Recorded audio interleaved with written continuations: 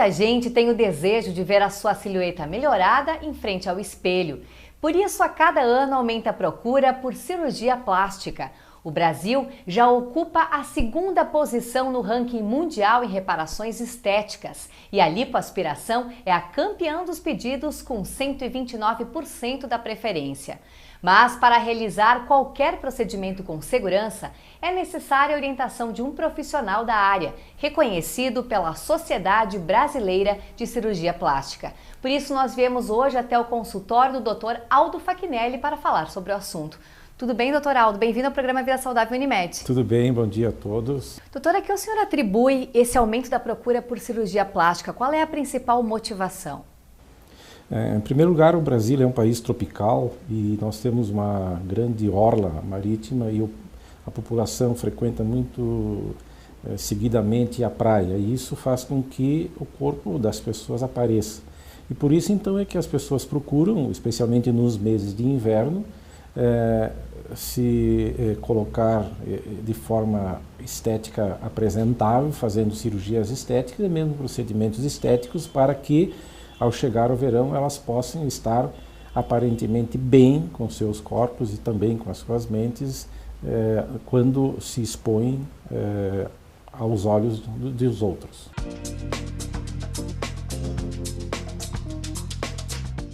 Em primeiro lugar, a gente solicita o que está incomodando o paciente, do ponto de vista estético. E a partir dessa informação, nós partimos então para programar algum tipo de cirurgia que melhora aquele defeito que o paciente tem, se for facial, se for corporal. Então, na realidade, sempre se parte da angústia ou da busca do paciente e aí se forma então um programa de cirurgia ou estético para melhorar o perfil desse paciente. O que fazer se um paciente tem a imagem distorcida de si mesmo? É muito frequente a dismorfofobia, a pessoa tem medo de uma imagem que ele imagina e que na realidade não tem. Então o médico precisa convencer esse paciente que na realidade a sua imagem real não está tão feia quanto ele imagina.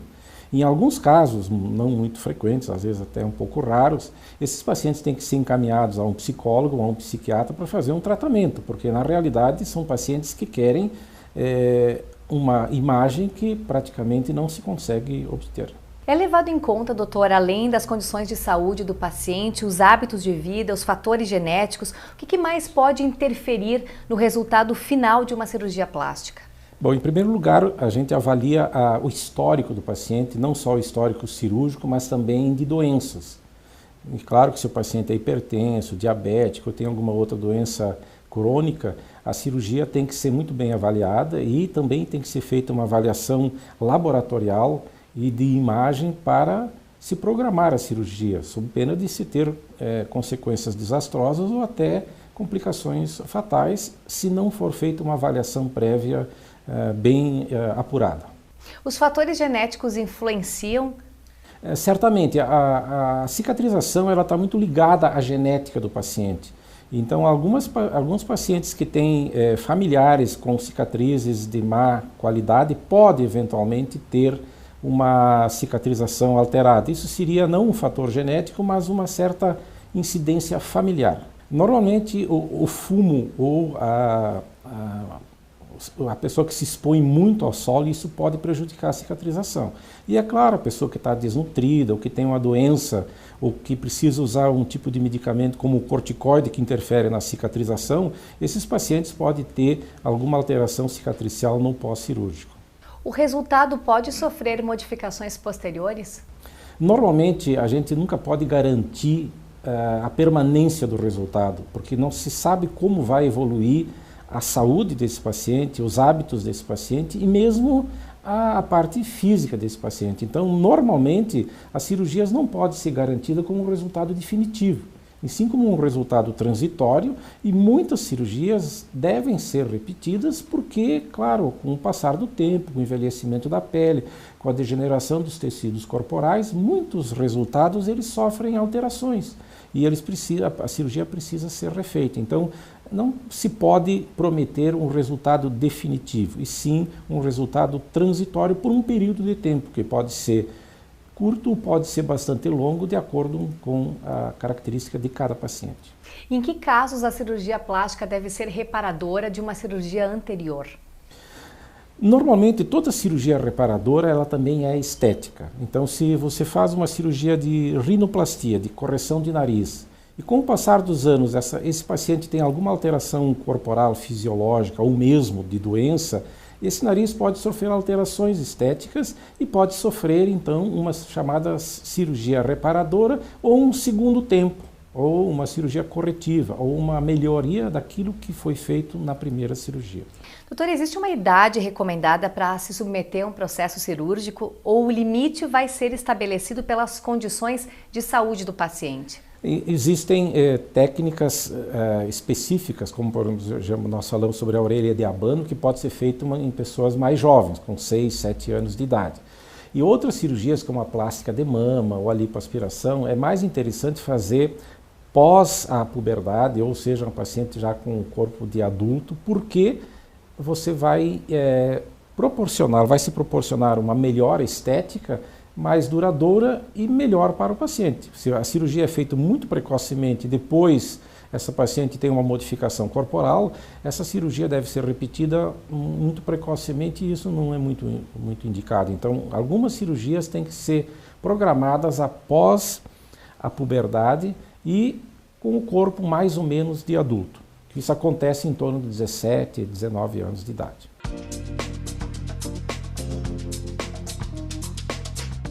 Um dos cuidados pré-operatórios muito importantes é que deve-se suspender o fumo por um período de 15 a 30 dias antes da cirurgia e também no pós-operatório.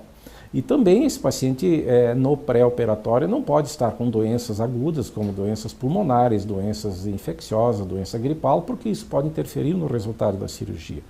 E no pós-operatório, para cada cirurgia, existe todo um protocolo de cuidados com relação aos curativos, com relação à retirada de pontos, com relação a exercícios, com relação à exposição ao sol e também com relação a alguns tipos de movimentos que devem ser não feitos para não interferir na cicatrização.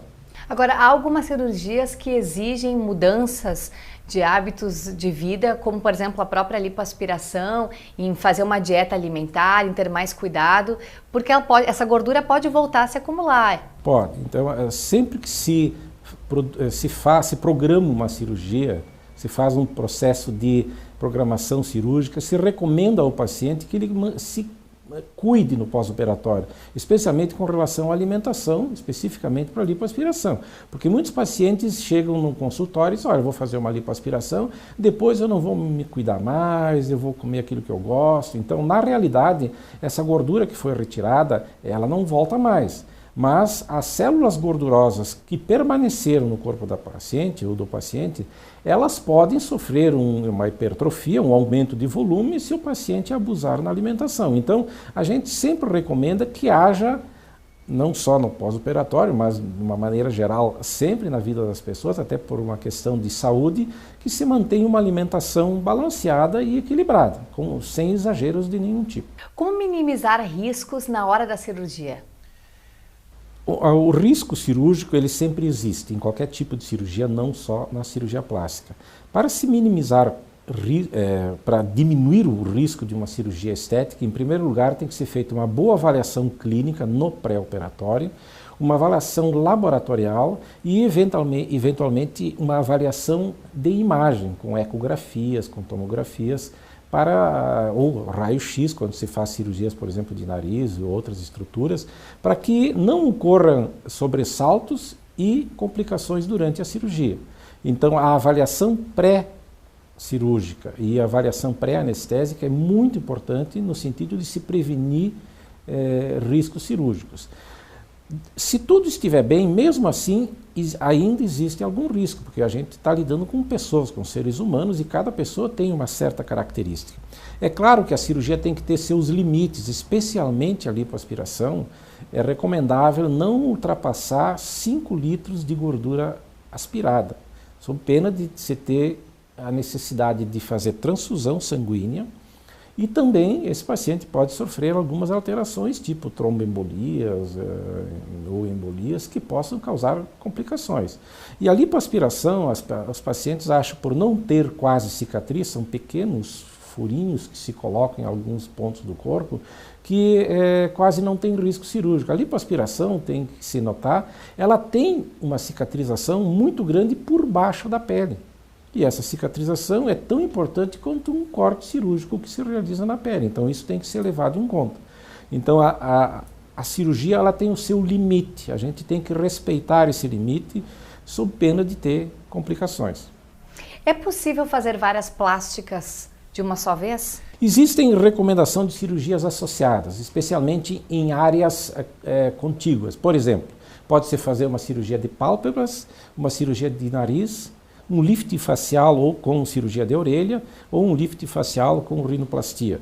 Agora, se você vai fazer uma cirurgia de mama, você pode fazer uma cirurgia de mama e abdômen, ou fazer uma plástica, uma prótese de mama com lipoaspiração, ou um abdômen com uma cirurgia de pexia mamária. Então, o ideal seria fazer essas cirurgias associadas em áreas próximas, contíguas, cabeça com cabeça, corpo com corpo. A procura, doutor, ainda é maior pelas mulheres, porque os homens também estão buscando os consultórios em busca de melhoras estéticas. Certamente.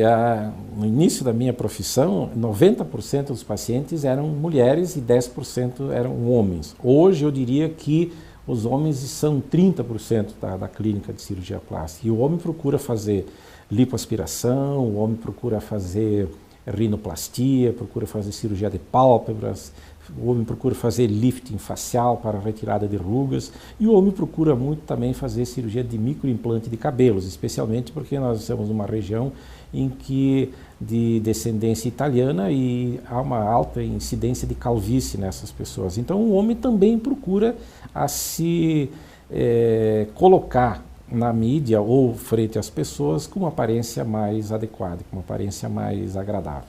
Obrigada, doutor, e até a próxima. Eu que agradeço. Eu conversei com o Dr. Aldo Fachinelli, que é cirurgião plástico. A você que esteve conosco, obrigada pela sua audiência. Nos encontramos na próxima edição, sempre com um tema novo, e eu espero você. Até lá!